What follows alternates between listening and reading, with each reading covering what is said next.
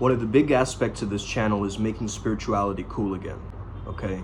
And I don't stand for certain people who are making spirituality look weak, soft, self-entitled, arrogant, snobbish.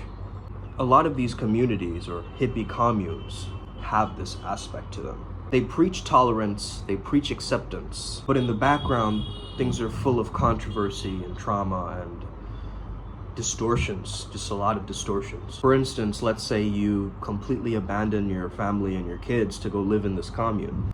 These people, now I have no problem with free love and brotherhood and world peace and so forth, but I do have an issue with someone who acts like it's all love and light and no hate, but secretly they hate on others. It's like a sneaky hate, right? It's like a passive aggressiveness that you notice in these people.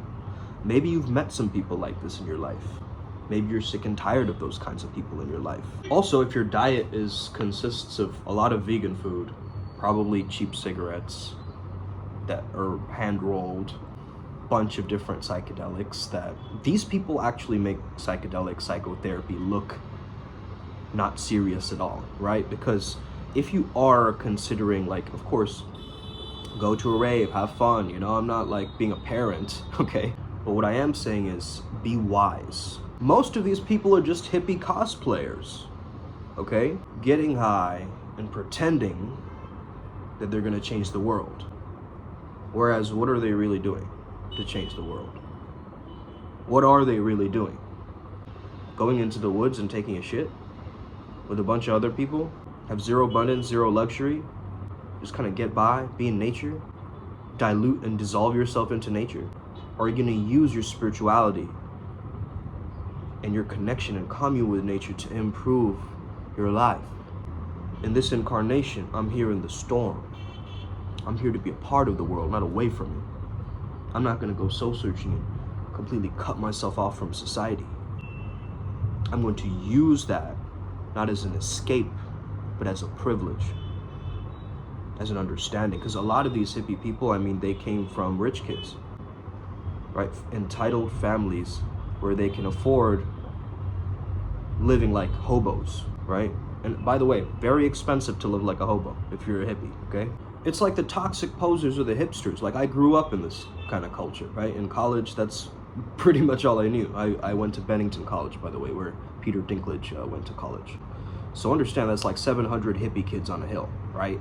That's where I grew up. I observed this kind of pretentiousness, and I actually got absorbed into it. I started to become like them, right? So I understand I can look at it from an outsider's perspective and an insider perspective on what being a hippie is actually like. Now, hey, I'm not opposed to a bunch of people going into a national forest and having a bunch of fun. But if people are going in there slightly mentally ill, living with all this trauma and child neglect and, you know, nudity and drug use, and you might end up coming out of there as an IV user.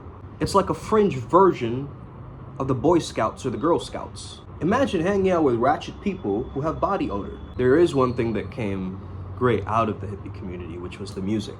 I think the music really connected people and made people understand that all you need is love, ba ba ba ba ba, okay?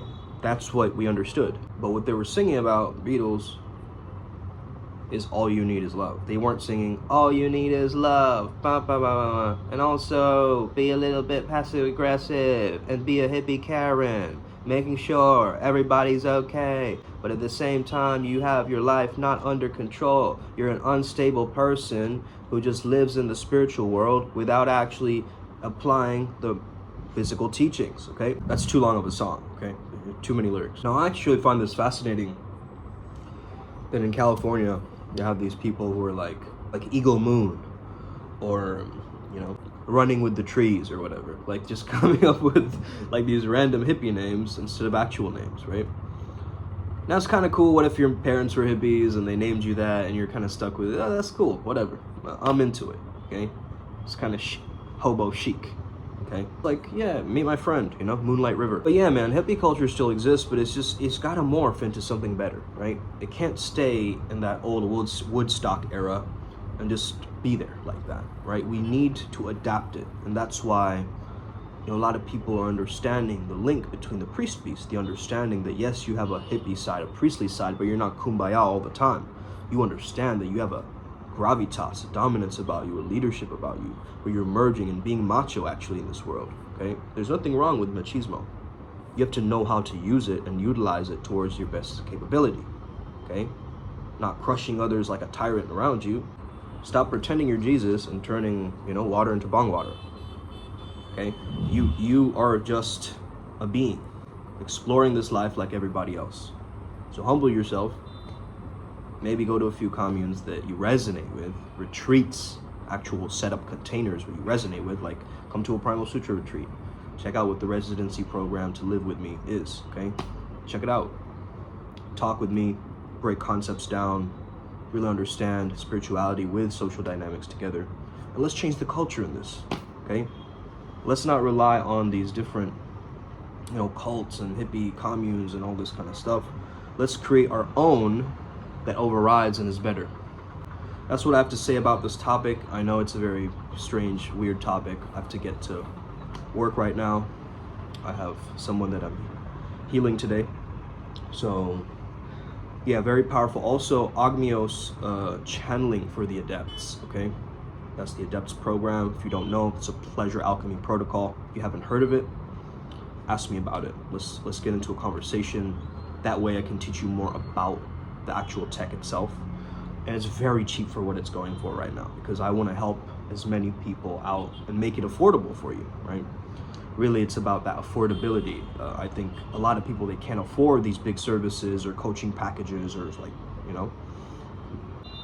work with me and Ryan G. But just start working along this path and start creating your own way, okay? It's new, it's just unfamiliar, okay? Nothing like Primal Sutra and this channel has ever been done before, okay? So I'm a pioneer, kind of getting hit with the arrows and learning along the way, so you don't have to go through that. Anyway, guys, thank you for listening. Have an incredible day. May the flow be with you and stay legendary. Let's go. Let's change the culture, huh?